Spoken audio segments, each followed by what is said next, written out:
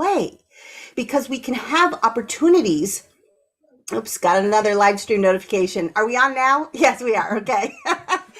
So what happens is children get really curious about something, and it's like it ignites this imagination for them.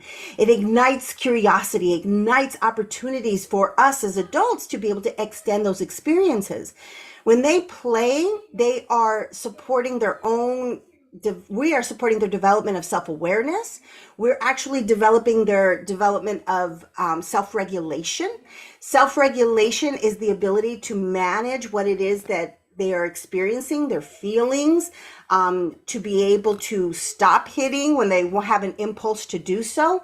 That all can happen through the experience of play. As they engage with one another, there may be things that they disagree about or that they want and somebody is using.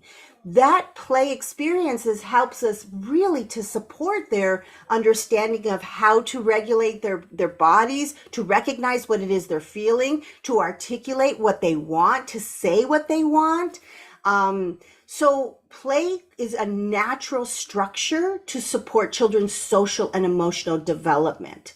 We just have to key into that. We have to notice it, that when we see conflict happening, it's not a bad thing. It's an opportunity. When we see children who are maybe a little afraid of trying something new, they're watching, especially like sensory stuff. They're like, ew, I don't know if I want to do that. They're watching and we like invite them over. That is a risk. They're taking a risk. That's uncomfortable. And that's part of social and emotional learning. And so it's the opportunity for us to invite and to encourage children's learning and development. So there's so many parts that play into opportunities for social and emotional learning when we really offer children experiences where they get to play. Now, I will tell you that I want to just make mention about play very quickly, that sometimes we get in our heads that we need to teach children these very specific skills, and we think learning is paper and pencil. That we think learning like, letters of the alphabet or letter sounds and those kinds of things are what we need to be doing in early childhood education. Now children need to be exposed to those things, but there are playful ways to do this. And so even when we're teaching concepts and skills, we should also be doing that through play-based experiences, through play. Not by sitting and expecting them to do any kind of worksheet or any kind of paper pencil outside of drawing or them telling a story. And so we want to be real mindful that play is the way children need to learn. Thank Any other you. questions? Thank you very much. You're welcome. You're welcome. You can also drop a question in the chat box if you have a question there and that's easier for you.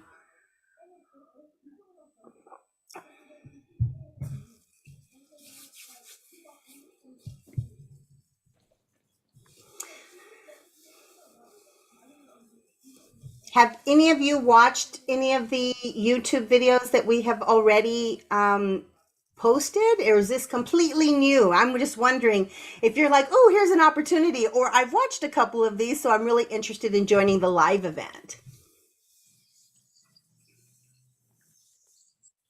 This is actually new for me.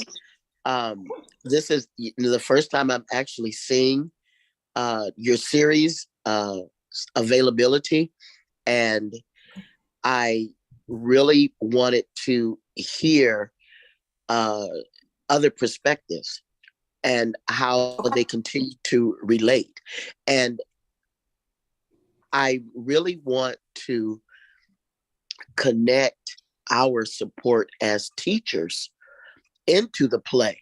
You brought up so many good concepts and you continue to mention support. So that means that we have to be intuitive to their actions, to their behaviors in order to have play being conducive to what it is that we want to bring out in them. So thank you for connecting our need to be able to be supportive of their play. Yes. Thank you, Terry. I appreciate that. I'm going to start with, so let me tell you what we've done so far. In the very beginning of the episodes, and I want you to go back and see this because I see some folks are new to this. I did an episode of understanding our own beliefs about behavior, understanding our beliefs about children. What did we grow up with in terms of our beliefs? Because that impacts our experiences with children. And then I go into safety and connection and the importance of safety and connection. And then I talk about love and why we should bring love into our experiences, whether you're in a childcare setting or you're in a family childcare setting, if you're in a faith-based setting. It's like, how do you bring that sense of love? And so those videos are there. So please go back, subscribe to our channel so that every time I drop a video, that you'll get that information. And we also have a series for language and literacy. So it's not just social emotional learning, but language and literacy is also available there as well. So get connected to us. Now, given what you said, Terry, I think you may mention be intuitive. There is actually, that's really, really important. That's part of our role. We want to be what's called attuned. And when we're attuned to children, what that means is I'm paying close attention. And when children are playing, they're communicating with you. See, all behavior is a form of communication. So when we're attuned to children, when we're watching them play, when we're watching them interact with one another. See, too often we're like, I'm going to get this and I'm going to get this and I'm going to do this and I got to prepare for this. And I'm like, oh, good, they're playing. I can step back. And that's actually the time where you need to go in and really notice facial expressions, body language, how they interact, how they are engaging in the play experience. Are they doing something new or different? Are they going back to what they always do? You're constantly thinking about, how is this child making sense of their world? We have to continually connect. And it may not be through verbal communication. It may be that I'm closely watching so that I understand who you are. And when I understand who you are, then I can offer support by offering maybe a new experience, an experience that builds on something that you're currently interested in. Or it may be that I ask some questions because I'm wondering about what you're thinking. Or maybe I add some things. I go, oh, what would happen if I put some masking tape in the block area where they're playing with blocks? What would happen if I put some masking tape there? Because he was looking around going, and it looked like he was trying to make things like stand in it. What would happen if I added masking tape? So those types of things that we do as professionals, as educators, what we want to do is we want to extend and deepen their experience, but we have to pay close attention. Sometimes when conflict happens, we missed out. We missed out of what happened. And so we have to pay attention to their expression, to their body language, to what they're saying, all of that so that we can make a better choice that is supportive of them. I don't know. Okay. Mary, did you have a question? I don't know if she knows her mic is on. Did you have a question, Mary? No. Okay. We do All have right. we do have a question in the chat, Isela. What type of S.E.L. activities would you recommend to address anxiety in young children? Good question. Okay. Anxiety in young children. How about anxiety with everybody? So I'm a strong believer that it doesn't matter whether you're 4 or 40. And what I mean by that is that these techniques work across all levels and all ages. And in order for you to support children who have anxiety, you need to check yourself. And so what I mean by that is if you are anxious, if you are feeling anxiety, you have to work through your own anxiousness and your own anxiety so that you can be what I call the pillar of strength for the child. Okay? So it's not just something we do to children. So we don't do strategies to children, we have to do with. And so what that means is I'm coming with my own open heart, with my own personal awareness that I also struggle with this, or that I am calm and connected and I'm fully present so that I can support this child. Okay? You have to be those things. So if you're distracted, or if you yourself are anxious, you have to practice and do these activities when you're not with children so that you can get better at being fully present and calm when you're with the child. So some strategies is deep breathing. And I'm going to walk you through a couple different breathing strategies that you can use, okay? So why we take a deep breath is because the anxiousness sort of takes over our bodies. And without getting too complex right now, we're going to talk just about it. It takes over our bodies, and our body starts to go in a reactive state. And this reactive state is what we're trying to calm, okay? And the way that we can do that is by deep breathing. Now, breathing, often most of us breathe right here in our chest. We breathe very shallowly. That's our breath most of the day. What we want is a deep belly breath. That breath goes all the way down to your stomach area. And the reason is because not only is it going to your belly, it's also going to your brain. And oxygen is actually getting to your brain. And so that helps our body get calm and relaxed. Now, you don't want to do these strategies in the moment. So let me say, like a child is like, wah! You don't want to go, let's breathe now. Because imagine you for a moment being upset or frustrated about something, and you come to me and I go, now let's take a minute, let's take a breath. If you're in the moment, you're like, I can't even think, like, take a breath, what? Right? So you want to practice these strategies throughout the day, not just in the moment. And you don't actually tell someone to do it. You do it yourself. You do it yourself. And so when you're with a child, this is called co-regulation. When you're with a child, you start to do the deep breathing. Don't tell them, let's take a deep breath, because they may not be in the state of mind to do that just yet. Okay? Now, let me just share a little bit about that. When a child is anxious, or they're in what we call the reactive state, they're actually functioning from the brainstem back here in the brain. They cannot think critically, make good decisions, or make any decisions at all. So let me give you an example of this. A 2-year-old is on the floor going, no, I don't want to. I don't know if anyone's ever experienced that before, if it's just me, but 2-year-olds on the floor screaming. And we go, stop crying, stop crying. How many times do I have to tell you, you need to put your shoe down? They literally, like, not just they don't want to, their brain can't actually take in that information because they're functioning from here, not from here. This is their prefrontal cortex. This is where they get to make decisions. This is where we all make decisions from. And we go, oh, my behavior and what I need to do comes from here.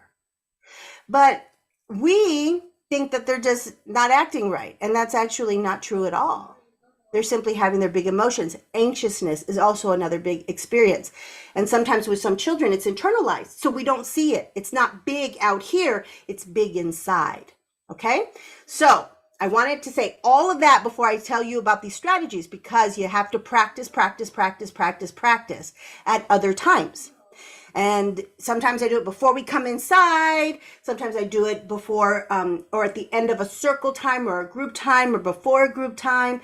It's like I find as we're washing hands, right after we're done, we might take a deep breath. So find times where you can do this. Okay, so deep breath, belly breath. What you're going to do is you're going to inhale through your nose the best you can. Inhale.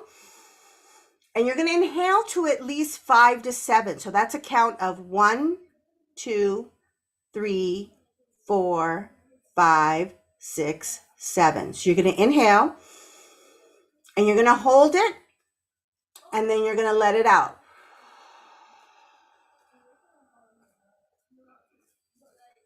Okay. Now you want to let it out until there's nothing else in your lungs, in your belly, nothing out. You want to push it out, okay? You want to do that 3 times at least, okay? So inhale, Hold.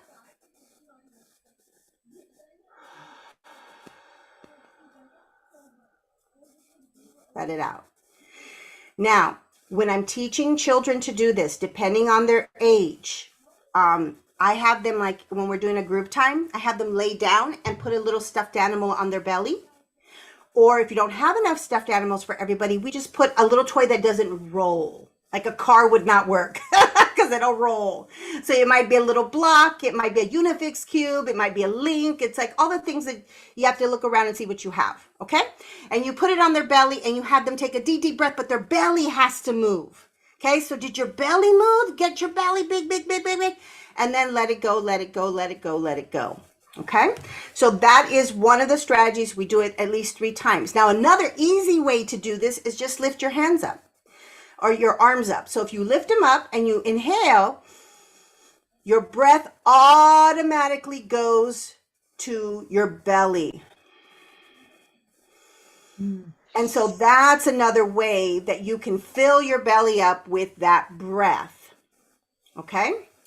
Now, another thing you can do is you take your hand and you put it right here in the center of your chest and you do your breath here. So what, you just take some deep breaths. And the reason why we put our hand here is that what we know now is that when we do this, it activates the part in our brain where it feels like we're getting a hug. Isn't that like amazing? And so you put it here and you just have them practice this and just take a moment. Now, I will tell you that your ability to be calm and present, that means I'm not worried about all these things in my head, is really, really important when you're helping children to get calm. Okay? Because if you're anxious and they're anxious, it's really hard for them to regulate. Okay, because you have to be the calm, that's called regulation, in order for them to be able to regulate. Okay, so deep breaths is one, and those are a couple different strategies to do deep breaths. That's one of the strategies that you can use. Okay. All right, do we have another question? There is one in the chat. How can we incorporate social emotional vocabulary in the classroom? It is not by a feelings chart. Tell you what not to do. A feelings chart does not do anything. First off, little kids still learning to read. Okay, so the words on the wall are going to help them. Here's how we incorporate it. We do it in our day-to-day experiences. Our day-to-day experiences with children, we talk about how we feel. But here's the thing, a lot of grown-ups, the things that we identify with in terms of feeling is happy, mad, sad, like that's an angry. Mm-hmm. Those are the things that we identify with. So we have to connect with the parts of ourselves that might be feeling something different. Okay? So what does frustration feel like for you? Where do you feel it in your body? Where do you feel sadness in your body? Like right now, just pay attention to your jaw. Is it tight? Notice your jaw. Is it tight? Your shoulders, are they up? Are they relaxed? Is your stomach clenched or is it relaxed? Like we're unaware of our own experiences, and that's part of the problem. So when we're interacting with children, I want to be very mindful about the words I'm about to use. When a child is feeling something, we don't want to say you are mad right now, because mad is too definitive. What that means is that we're saying you are this thing. And this where it gets tricky is when we go, oh, you're always so friendly, you're always so kind, you're so kind. So that becomes a child's identity. And we don't want that. We want children to understand that feelings come, feelings go, feelings change. It's how life is. There's an ebb and flow of our feelings. So if we notice it, we go, I wonder if you might be feeling, because I'm wondering if you might be feeling frustrated right now. There's a vocabulary word right there, frustrated. Where's that frustration at? Do you feel it here? Rawr! I saw your hands go like this. I'm wondering if you're feeling irritated. Oh, you're sitting like this. I'm wondering if you're feeling anxious. Okay, not you are. I'm wondering if you might be feeling, because in this moment, I'm feeling irritated, but 2 minutes from now, I may not be. Now, I want you as a trick for you, as a way to understand this for yourself. Notice yourself from the moment you wake up in the morning. Let's say you get up, I don't know, 6 o'clock in the morning, and you get up, and for the next 2 hours, I want you to notice what you're feeling and where in your body you're feeling it. Because I will tell you, in a matter of 10 minutes, you feel, okay, I'm up. I don't want to be up, so I'm irritated, right? I get into the shower feels good. In that moment, I feel refreshed. I get out of the shower, I realize I don't have my towel. And I'm like, where's my towel? I didn't get a new towel. So now I'm angry. So I'm standing there. I'm like, okay, make a decision. What do I want to do? Run out there, get a towel. Call my kid to get a towel for me. What do I want to do? It's like literally, we're like this all day long. And so are children, but we don't let them be that. Like they get to have all of those experiences as well. And so we can incorporate vocabulary in by noticing. We can also say to ourselves, right now I'm feeling, I'm really questioning what we need to do. So I'm feeling a little uncertain. I'm uncertain because I planned this, but I don't think it's going to work today. So I wonder what I will do. That's that self-talk that we can help children learn how to do in a positive way. So there's lots of ways to incorporate it in our day-to-day experiences. Here's another thing you can do. Take pictures of children having different emotional experiences, like their facial expressions or even their body language. So you'll say, I might say to Johnny, show me what frustrated looks like. He goes, like that, right? And I'll take a picture. Okay, this is frustration. What frustration feels like for Johnny. Or looks like for Johnny, right? And then what does sad look like? And I might ask, I might ask Juan Carlos, tell me what sad looks like. And he's like, shows me sad, and I take a picture. So I have all of these pictures of children having different emotional experiences. And I want to make sure I want to do happy and joy and excited and those as well too. So that we can start to pick up on those body language and those facial expressions and give words to those. Okay? Good question. I did see a few hands raised. Just wanted to make sure that nobody else has a question, Terry or Mary.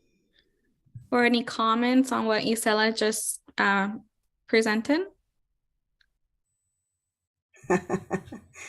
Yeah, the feeling chart, right, Terry? I think what happens with the feeling chart is it like we put it over there and we say that we're talking about feelings, but we're really not, right? Thank you. Thank Yeah. you so very much for that.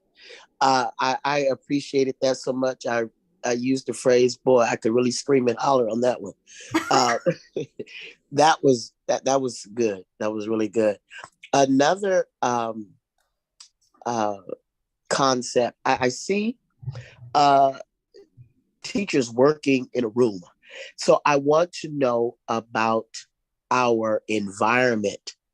How does that affect their emotional intake? Just as you were talking about, how your morning can change. If my room is chaotic, am I bringing about, a chaotic sense, or is my room calming? How important is to have those calming areas? Yeah. Well, you bring up two really important things. You bring up a calming area and the environment. So I'll speak to both of those things. First off, I don't know if anyone's ever been to like Ross or like a place where you kind of have to like find the other shoe. like you found the shoe, it's like overwhelming because there's stuff everywhere. It's like for some of us, and I have ADHD, so I'm going to speak to those who have those letters behind their name, ADHD. And so I go into a place like Ross or Marshall's or someplace like that have like stuff everywhere. Or like when I go Goodwill shopping. It's like sometimes now they're much more organized, but when you're in that place that has like the kitchen appliances and that kind of stuff, I have to focus like this. Like it's too overwhelming for me. If you have not had that experience, think about a place in your house, where you live, or that is not organized. It might be a storage room, it might be a closet, or even a drawer. like 2 or 3 of those junk drawers. And every time we're like, I just don't have time. I can't do it. I just shut the door, right? Because it becomes very overwhelming. Now we're grown-ups and we can make sense of that. We can go, I'm feeling overwhelmed by this. I can't handle it right now. But when they're 4 and they're 3 and they're 2, they can't actually process and understand what's happening. So they go into an environment that's disorganized. Things are stacked up on top of each other. Even if you have children's shelves or places for toys, if they're all crammed in there and stacked up on top of each other, it's very overwhelming for many children. Things should be accessible. What that means is I can take my hand, I can pull it out, and I can bring it to the carpet, I can bring it to the table, I can bring it to the space that I'm supposed to be using it. It should not be all smushed in together because that feels very overwhelming. What does that do to behavior? Well, it's going to be different for every child. Sometimes they get big and they start like boom, boom, boom, bouncing around the room. And sometimes kids are like, I'm just going to be in this little space over here. Okay. So that absolutely impacts, because think of yourself in a very disorganized space.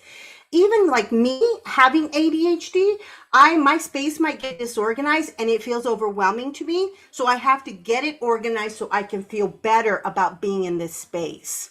Okay, so please be mindful of that. If you've got things stacked up, you got to clear it out. You got to put some stuff away. Okay.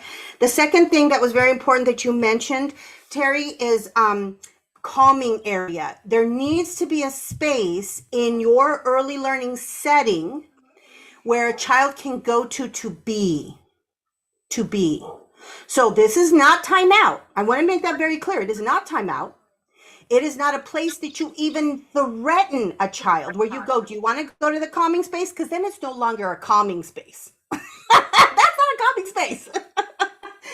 So we can't, it's not a space that children are sent to. It is a space. It could be a carpet with some pillows on it. It could be a bean bag. There could be some squishy toys there that there could be one of those things where you flip over and the water it's like a gel stuff that you can actually make that slowly slides over. There could be lots of things that really help children just have that safe space. And there's a lot of names for it. There's calming space, there's calming spot, there's safe place. There are lots and lots of names for this, but even some people use like a box, like a big box, and they just cut a big hole in it. You want to make sure you still have visual though, that you can see the child in there. So maybe like some windows on the side where the child can just go sit in.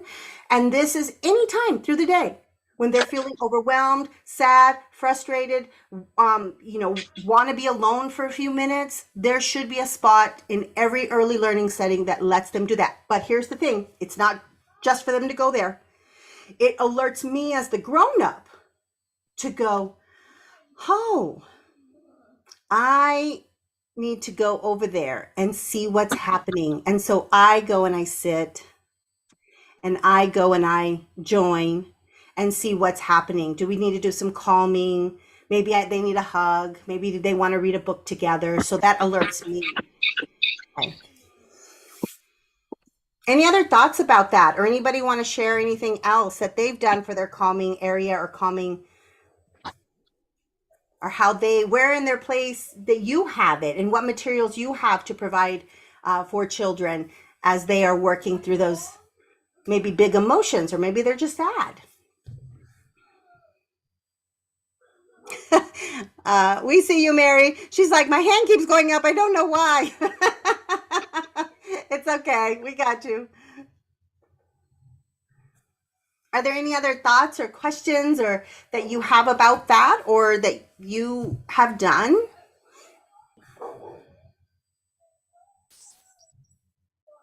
Play-Doh can be an addition to that space. Yeah, absolutely. Play-Doh is a very calming, experience for children. You know what else is not for this space, but everyone should have and I know with COVID, there are all these things that have happened as a result of this, but water is a very soothing and calming experience for children. And so having your, even if they're like single water bins, where children can explore with water and then you dump it out and you do the sanitation thing. I don't know what the protocols are now for that, but water is a very calming experience for children. Yes, sensory tables, yeah. Yep, sensory tables, and there's all different kinds of sensory tables, right? There's the larger one that's like communal where other kids can join. Then we have the small little bins. There's the one that has like the four bins that are separate that we use for like infants and toddlers. And so there's lots of different ways that we can provide sensory experiences, but they are very calming for many children. Yep. Soft plush toys, yeah. Soft plushies are, my daughter's 14 and she still loves her plushies. She still loves her stuffed animals. And so they are very comforting for some children. Yeah.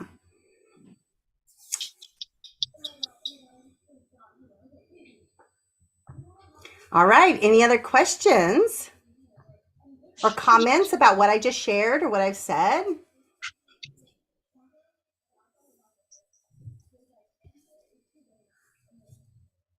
We did have a good resource in the chat that somebody dropped, a children's book called Belly Breathe by Leslie Kimmelman.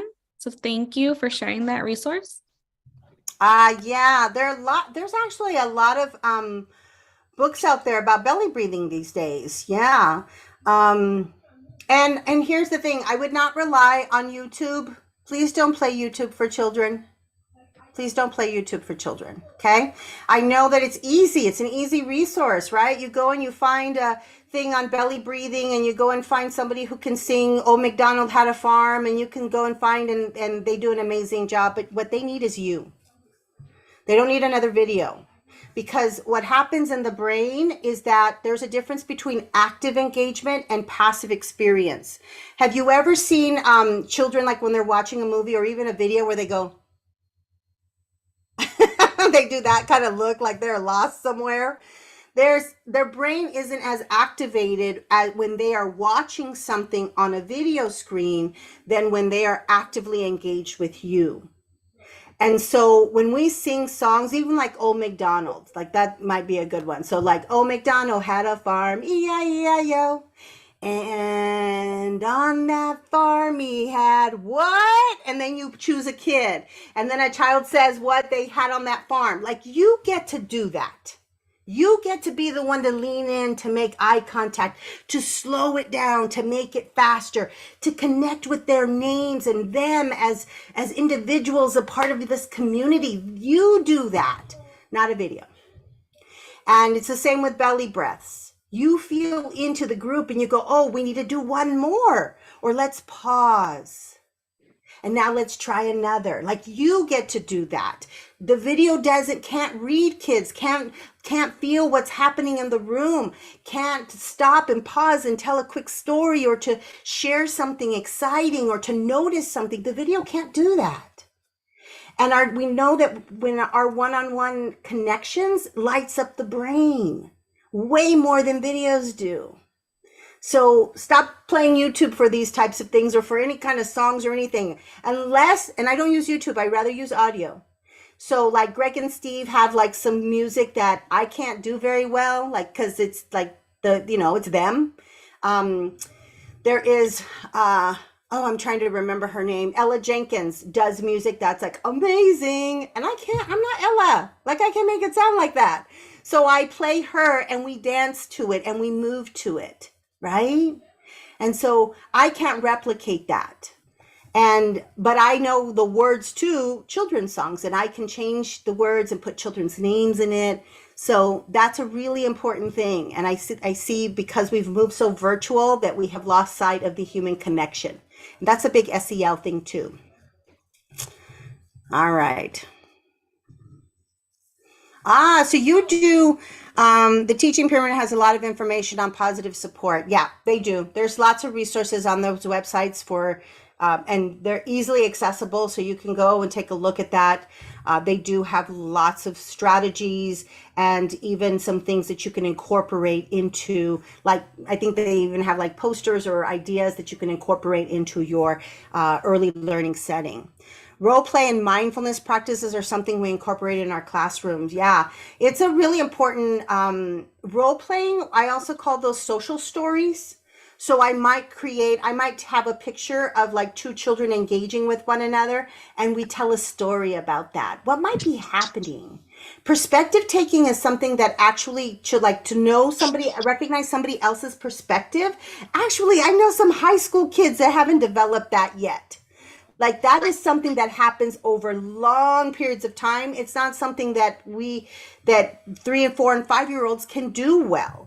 And so what we do, instead of trying to get them to understand somebody else's perspective by putting themselves in their shoes, we tell social stories.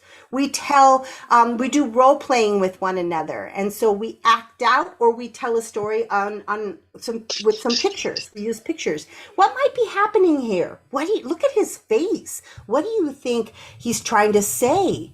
What is she doing? Look at her body. What might she be feeling?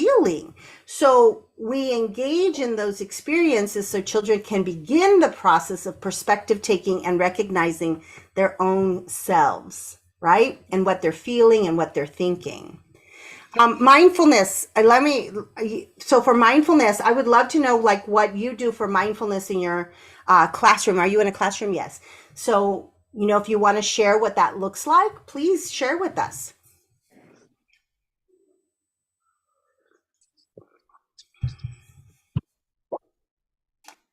Sorry, it took me a moment to figure out how to unmute my microphone. No worries. Can you hear me okay? We hear you just fine.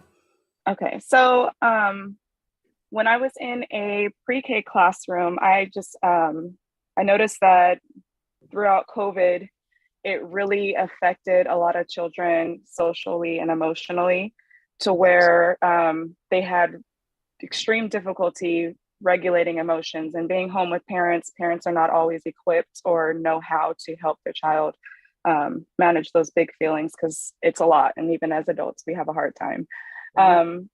One day I was shopping through Lakeshore, and they had like a little box kit of mindfulness cards. And it was very, very interesting, because even as adults, during COVID, we started feeling the stress and anxiety, and we start getting in our own heads, and our thoughts start wandering. And so as adults, I myself had to do the belly breathing and just take it one step at a time, learning gratitude and appreciation. And so in the classroom, we started incorporating mindfulness as far as, when we're outdoors, what is it that we see? If we close our eyes, what can we hear? What can we smell? How does that make us feel? And then when we are doing like the social stories, it also helps to know, to look at scenarios. If you are playing with a friend, and you want something that friend has, just giving them different scenarios as far as how they can find ways to help them communicate, and what sharing really means, or just taking a step back and helping them think the bigger picture in small steps as well. Like when we're eating, where does our food come from? How does it taste? What do you think? How was it prepared? Or what flavors do you taste? And it really broadens the mind as far as how much there is to learn, and know it's not just this one little thing, but it's actually this big thing that makes up something so small. Does that make sense? Yeah, totally. Thank you for that. I think I want to like go back to a couple things that you shared. What's so important, what you're actually describing, is how to be fully present.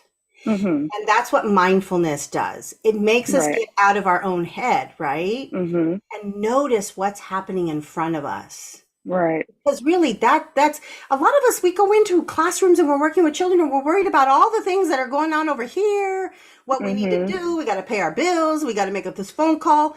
None of that happens by worrying about it, right? Exactly. And so what we do is we rob the time that we have with children because we're up in our head about things. Mm-hmm. And so learning that practice is not only good for children, but all of us as grownups. Like you mentioned, going outside and noticing, what do you see? What do you notice? Do you hear any sounds? What are those sounds? what's really fascinating, I used to do lots of work in Wainimi in California. And I went outside, and I think people didn't notice it anymore because they lived there and I didn't. I would travel there to work there, and I would step outside my car and I could hear the sound of the ocean. Like it was so close to the water that I could hear that. And when I said that to people, do you hear the ocean? They're like, what? What ocean? I'm like, the ocean that's up the street. So like just paying close attention to what's happening. And then when you talked about social stories, I think one of the things that's really important is that what it does is it helps us move away from something that might be an emotionally charged experience, and we can look at it objectively. You know, like what could I do, or what could two children do to solve that problem?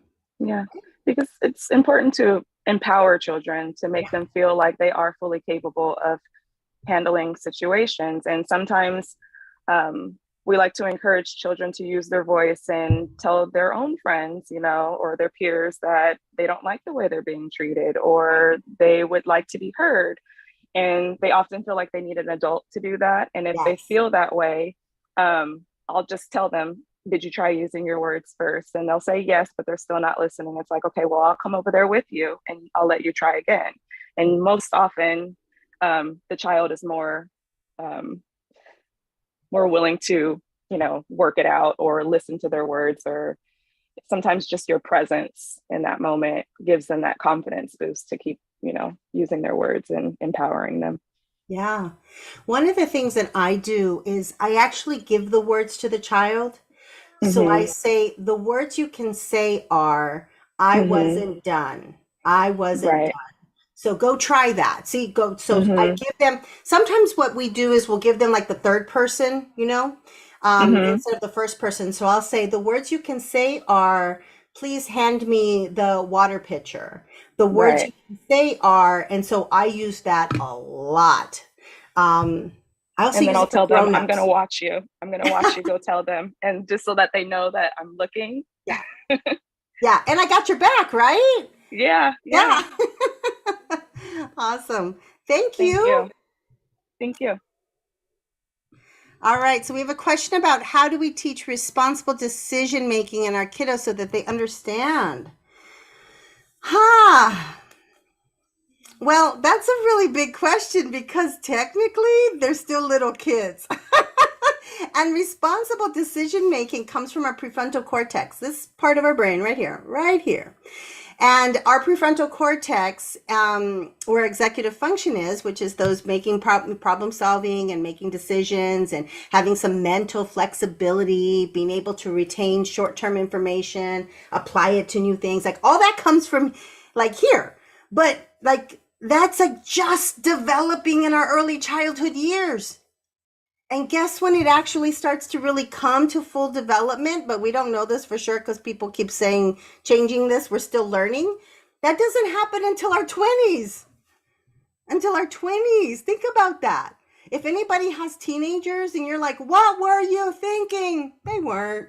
Because their brain is not completely developed yet. So responsible decision making is a process. And then we're at the very beginning of the process. Like that, sometimes we have these expectations that just in terms of brain development, they're just not ready yet for that. So what we do instead is we have all the ways that they can make decisions. We have lots of different, that's where choice and play comes into play. That's where opportunities to do partner experiences and work collaboratively with others, because within that, there's a sense of responsibility to maybe complete a task or to be able to communicate effectively. So you think of all the ways that you can incorporate opportunities where they can make decisions. Because you're just starting that very beginning. It starts from birth, but you know, we're talking 0 to 5 here. So they are just now starting to understand that my actions impact others. That's called social awareness. My behaviors impact others. And that we're at the very beginning of that. And so, and we're not even at the point where we're like, did you see what you did? Because they're like, what? I'm not sure. And so it's a gentle experience to help children learn responsible decision making. And because again, we can't expect them to be able to feel that sense of responsibility in a way that, like, we have to be careful with that because we can be shaming, and we don't want to be shaming, you know? And so lots of opportunities for decisions. That's what you want to do. Choice in what they play and how they play. Opportunities with peers to be able to engage, wonder, and discover together. Have specific tasks that maybe they need to complete, like a dual task or something that they're completing together. Obstacle courses, like there's lots of different ways to help the brain develop that skill. Okay, I hope that helped. I hope that helps. We are just at the very beginning of that deeper level of awareness. Yeah. Any other questions or sharings?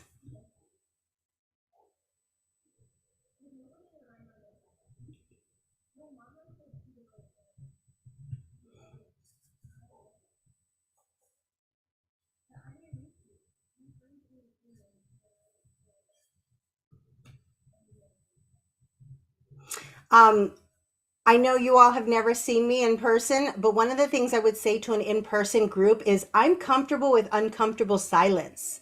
You know, that odd like space where you're just kind of waiting? Because I know one of you might have a question.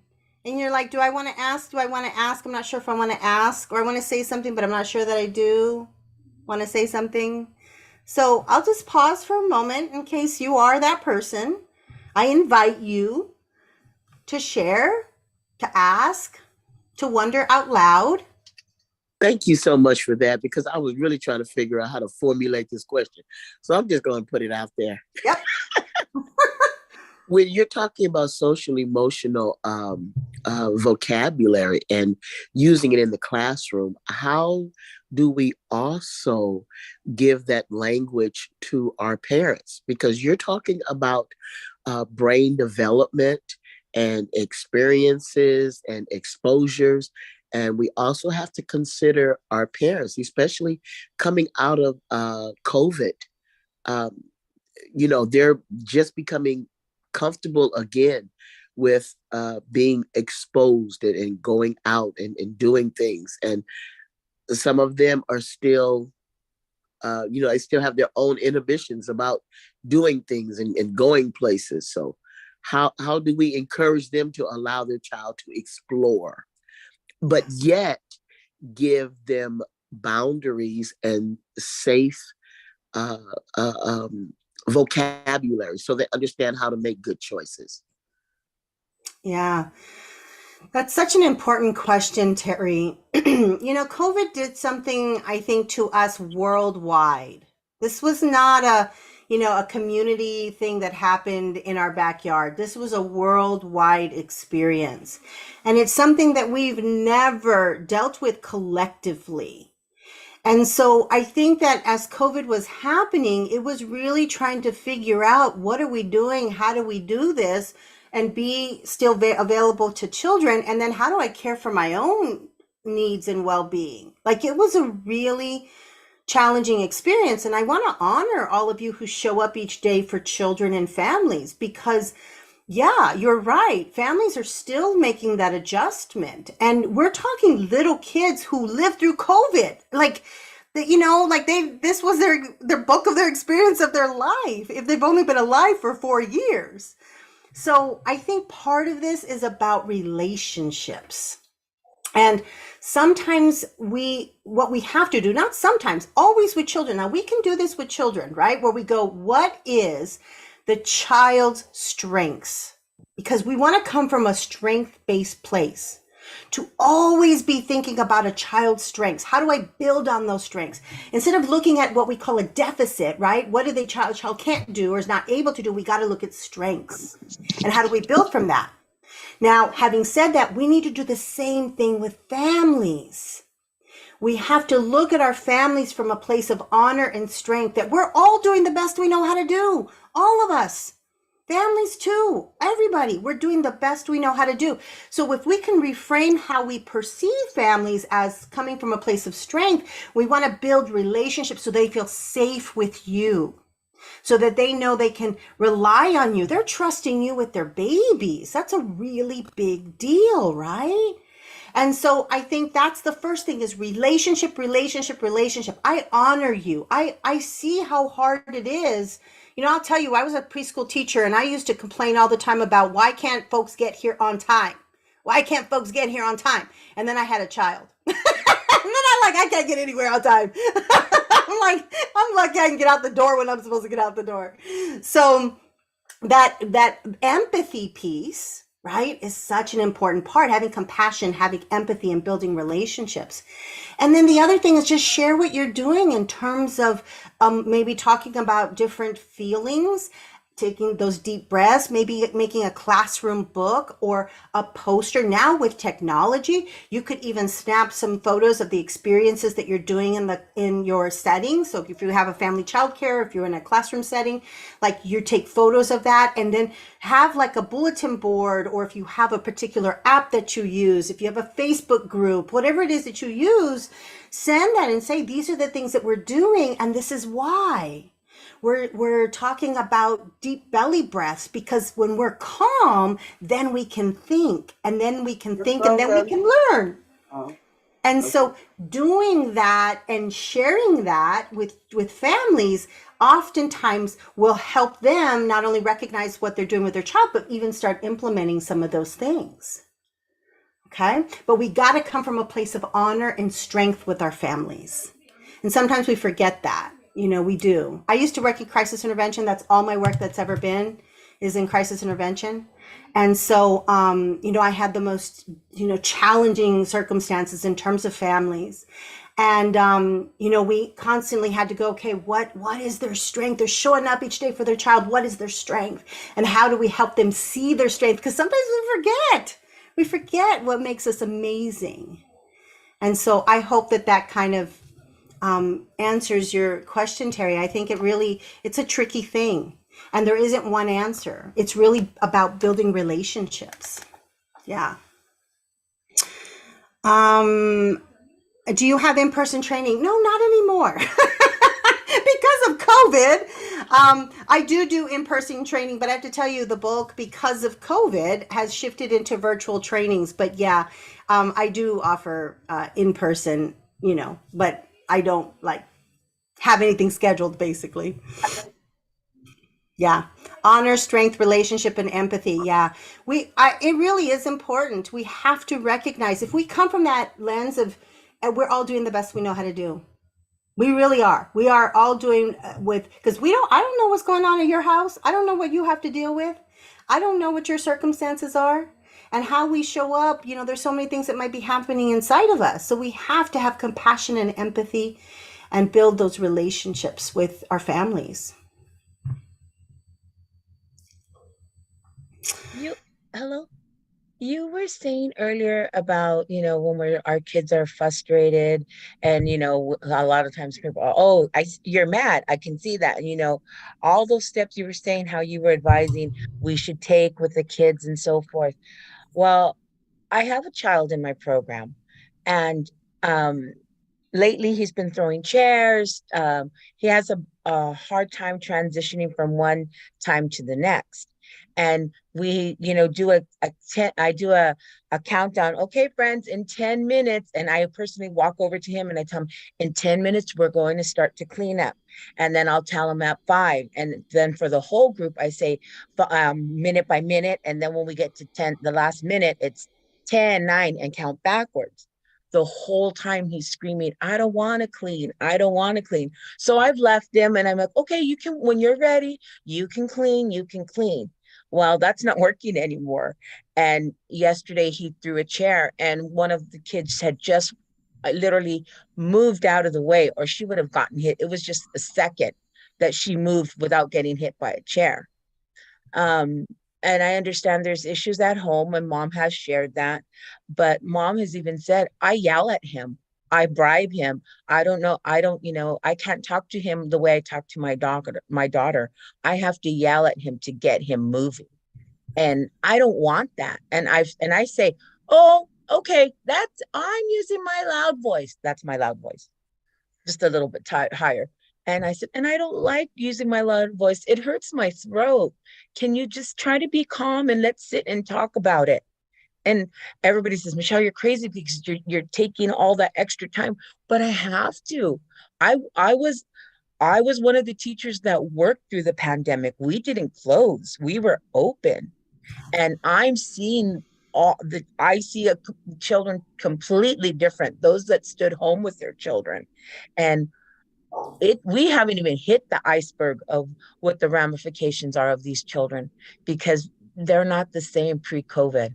I see it's just completely different. It's completely different the way the children are, the way the parents are. And it's like, oh, I don't have time. I gotta go to work. I can meet with you later. And then I'm waiting to meet and they don't show up. So how do I keep going on? Because I literally almost quit yesterday. I want to cry. I was so frustrated. And I even told my coworkers, I'm going to take a walk. And it was raining and I didn't care. I walked in the rain from one side of the school to the other to clear my head, because I didn't think I was fit to be with the children, because I was just so frustrated. Okay. All right. So, is it Michelle? Yes, ma'am. Or Okay. Michael, whichever Or you Michael. prefer. Okay, well, Michael's cool. I like Michael. Thank you. Okay, so Michael, I'm gonna take a deep breath for you. Okay, I'm gonna take a deep breath for you.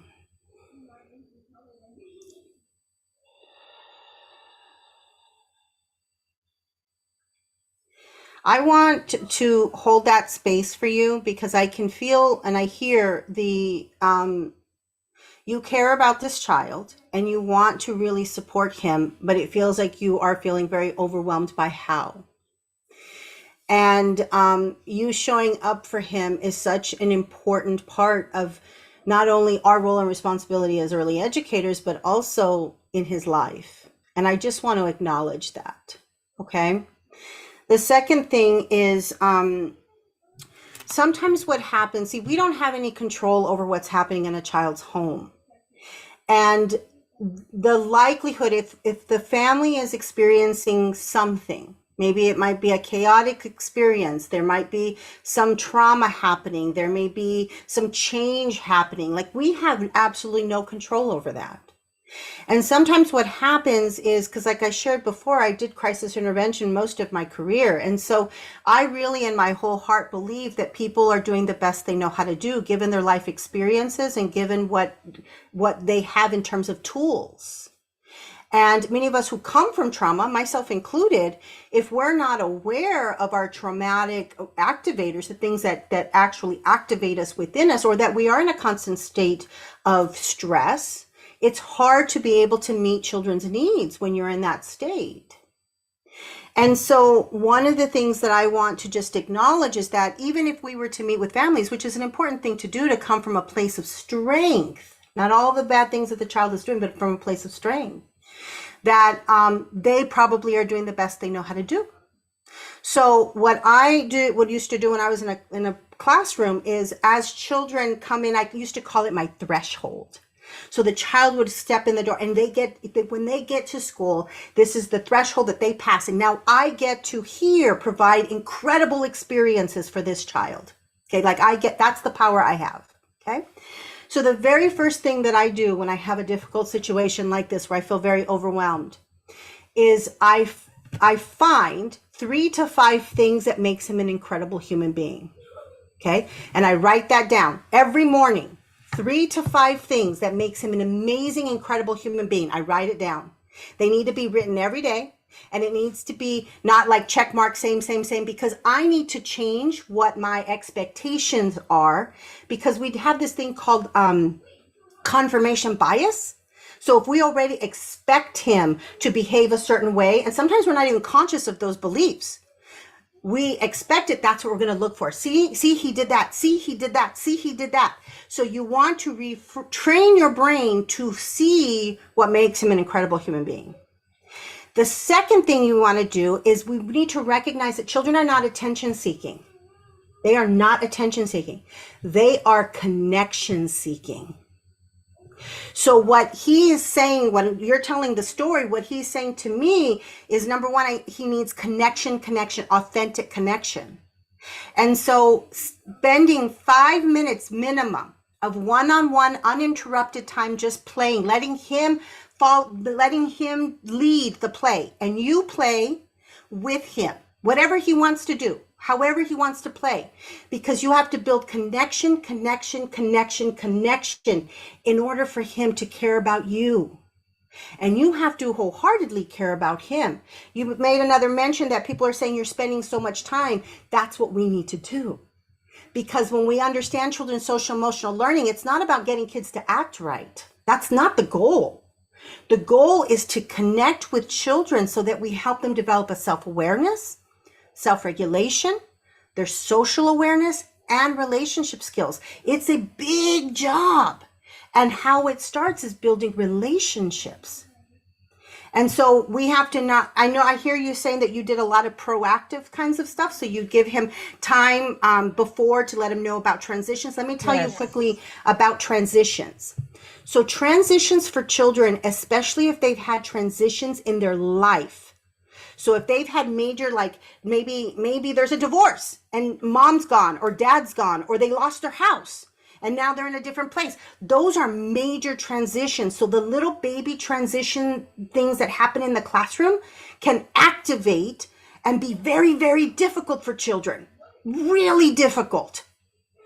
And so they also don't understand time. So when we say 5-minute warning, children can't tell time. They don't understand time until like second grade. Because today, tomorrow, and yesterday is a concept they don't understand. Like they don't get, if you say, when did that happen? They said tomorrow, because they don't understand. So what I do for transitions, number one, why doesn't he want to move to another experience? Mhm. Probably because he's having fun with what he's doing. Maybe. Of course, that's Yeah. understandable. Okay. Yeah. So that might be it, but also that there may be some transition, like the fear of transitioning. What's going to happen next? So there's I have a visual board. Okay, for and him a personal one specifically? for him. Okay, does it have pictures of him moving through Yes, the day? yes. Okay, And all right. it's I have one put up on the board on at their level, and it's the whole day. All right. And I made one up just for him specifically that he can carry, but he always, I don't, he throws it, but Yeah. I bring it back to wherever he's at. And I go, well, it's right here in case you want to remember. I mean, So everything when you're you saying, I've done. okay, And I felt really bad because when I came into this, and right away the teachers, oh, he's this, he's this, he's this. And I right, said, but remember, every day we start fresh. Everybody gets a new slate. We right, start right. fresh. And Yeah. when I have spoken to parents, any parent, I always say, oh, well, our little, your child, what are they doing wrong? They say, it's not that. It's just they're choosing something different. And Right. that's okay. But we need to make it more in a positive way. And I do start off with something positive. I do say, okay, remember, friends, we're here and it's a brand new day. What will we choose? Will Mhm. we choose to be kind? Will we choose to work together? Will we choose to, be a friend? And I've used all these things. I've used the empathy board where, oh, such and such isn't here today. Let's take a deep breath and think about that person. And we're going to blow a kiss to the universe. We wish you well. I'm doing everything. Yeah. I And I hear that. I hear that.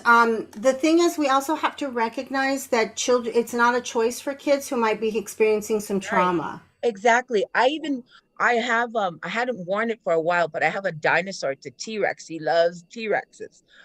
I wear my dinosaur necklace just about every day. And the first, I didn't say anything, and no, he didn't notice it. Another child did. And he asked me, can I wear that? And I was like, okay, and I did take it off, and they're like, he's going to break it. And I'm like, it's okay. I trust you, Dean. Sorry. I trust you. And I know you'll be safe with it because this is important to me. And I'm going to trust you with it. He didn't break it. He gave it back to me when he was done. And I just feel so like I feel like I'm failing him. Mhm. And that is a very hard thing to feel. I think that the consistency of that, so you just mentioned something that he likes dinosaurs, so build on that experience. Maybe find a play experience where the two of you can play dinosaurs or can pretend to be dinosaurs or bring in dinosaurs. You want to make connections, so 5 to 10 minutes of uninterrupted you and him time. You also want to, and it's just with him, also provide some time where I think what's most important is noticing what might be a trigger or an activating experience. Instead of transitioning as a whole group, help him by taking his hand or inviting him to start putting things away before you start transitioning other children so that you can help him and you're one-on-one with him. And then that experience of being one-on-one and transitioning before the rest of the group and then give him a specific job to help you with the transition with other children. There's lots of these little tiny things that are important, but what's most important is how we are perceiving. Does he feel safe? Does he feel connected? And does he feel like he belongs to the community? Because if the other children are looking at him as, oh, the one who throws chairs or the one I who, don't want that. I right, don't want right, that. I don't want that. right, Because actually, one friend said that to him, and I said, you know what? He's fussed. Maybe he's feeling. I said maybe he's feeling frustrated right now. So right, let's give him his space. And I tell him, take all the time you need. You can, when you're ready, you can tell me. Or I'm gonna. And I did tell him yesterday. I'm gonna check back with you in 2 minutes. Okay. Remember we talked, and he knows the clock though because yeah, I told him how a clock works, and he's so bright. I think maybe he's bored. I don't know, but he knows the clock. And I've set alarms. I have alarms set, and I had him pick the song, the tune he wanted. This is gonna, when this you hear this music, that means we're done. yeah. And I've tried all these things with him, and it's just yesterday. Like I said, I almost quit, and I went through the pandemic with another child at another school, and he fractured my finger. I don't want to get hurt again. Mhm, mhm.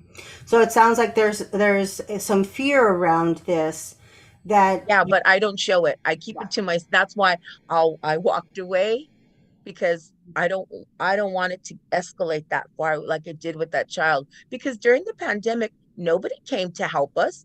No, our supervisor was on medical leave. They said they couldn't come into the site because of COVID. A majority of our company, they were closed, but we right, were open. It was like I felt that teachers that were working during COVID, or essential workers, as we were called, we were just thrown to the wolves, and we had to fend for ourselves. yeah, And any mental help we needed, I looked it all up myself. I yeah. I I I reached out to other teachers that I know, social workers, people I trusted that could help me. And they said, oh, try reading this, try doing that. And like I said, that's why I truly believe the children from this pandemic, it ruined their childhood. And it sounds like there may have been trauma for those of you who did show up during that time because your own fear is coming in, of getting COVID and your own well-being. So then that's happening, and then caring for children at the same time is a very, very difficult thing. Absolutely. I think more than anything, it's this constant state of what can we do, and in what ways can we support coming from his strengths? How can we help him see himself as an amazing human being? And so, if it's just Yes, that's what I want. That's so, I want him to see, because he's funny. And I tell him that you make me laugh. I acknowledge. I do acknowledge. I see him working, and I go over and I kneel with him, and I'll sit on the floor, and I tell him, I really like how you're making this. Can you tell me this structure? What is it?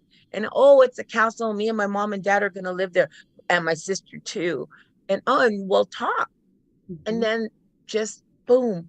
And he did say yesterday, I don't want to go home.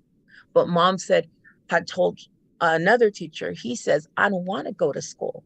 But I just think I know there's issues at home. I know that. And I told her, however you need my support, I'm here. However, I can't help you, I'm going to refer you to somewhere else. And I'm in that process right now. I think thinking about collectively, so not just you, but if you have other people in the room with you, Yes. because it is not just one person. If you've got 2 people or 3 people or whatever, you're contributing to the climate of the classroom or the space. Yes. So having conversations about how will we help him and how will we see him as amazing? What types of activities can we offer to him that he will love because this is what he's interested in? How do we help him? And this is where you said you did the individual schedule. I would make it into a photo album, one of those little dollar store photo albums. Yeah. I'll just take the pictures out and put them in there. Put in there and then go up to him before the transition and turn the page and show him what's going to happen next.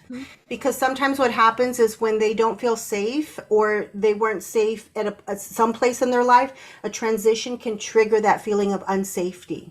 Yes. And so you want to turn that page and show this is what we're going to do next and this is what we're going to do. But you want to do it quietly, only to him. And then for every time you redirect him, so if you won't redirect him like do this instead of this, you want to make authentic connections 3 to 5 times. So for every one time he gets a correction, a redirection, or let me show you what you need to do instead, you have to connect wholeheartedly 3 to 5 times. And so that's smile, that's eye contact, that's playing with him. And you have to be fully present when you do that. See, we can't deal with misbehavior or what we consider misbehavior until we put these structures in place with everybody in the room. And so keep working on that, but do those very specific things that I've shared with you and join us again. And then I will. Okay? The next one you have, I will be here. Okay. Thank you. Thank you. Sorry for taking up everybody's time. No, I'm sure people are listening and how can I apply this as well? All right, Feliciana, where are we at in terms of time? We can definitely keep going, and I know there's one more question if you want to briefly answer it. We can save it for our next live session. I'll answer this one. I'll go ahead and answer it. Okay, so it says, do you have tips or techniques to use when working with children who struggle in their interactions with peers? Behavior may come off as aggressive, but they are just having a hard time joining in. I've seen this in a few children, both in younger and older preschool. Yeah. So here's the thing. Okay. I'm an introvert. Okay. And as an introvert who might have to go to I say have to, right? Have to go to a social experience. I have a hard time entering and exiting a social experience personally. So, it's I don't get anxious. That's not what happens, but I do in those situations. I'm like, oh, so that's what happens with young children. When you're now we have this thing that I could go, oh, I have a text and so I can leave, or I have a phone call I have to, so I can leave the group. But that entering and exiting an experience can be challenging. And so what we can do is give children language for that. So we can say, instead of can I play, you say to the child, the words you can say are, how can I play? How can I play? Now, I know people are they're like, oh, no, we don't want, right? I don't want you to play. You can't play here. But what I do is I help create a community where we have to figure out how are we inclusive of everyone. That's a really important part of building community within our classrooms and in our settings. We have to figure out in ways that we can be inclusive of everyone. And so how can I play sets it up so that the children can't say no. So I might need to help support that process. And so I might go with the child and say, the words you can say are, how can I play? So the child goes, how could I play? And I say, and the kids are like, we don't want you to play here. And I said, well, in this place, we all help one another be important members of our play. So in what ways can Johnny play? Let's figure that out. And so I support that process initially and exit play. Okay.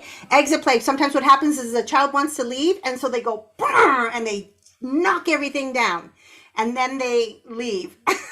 Right? They're like, I don't know how to say goodbye to this situation. It's the same thing as grown-ups in social settings. We're like, okay, I'm done with the conversation. I don't know what to say to leave now. And so what we say, help the child say, is, I'm all done now. What part do you want me to clean? What part do you want me to clean? Or will you clean this? Will you take care of this? Will you do it? Just depending on where children are developmentally.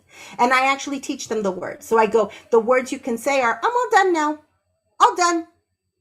You clean or I clean? Or I help them decide, how about you put this much away, and then, because she's still playing here.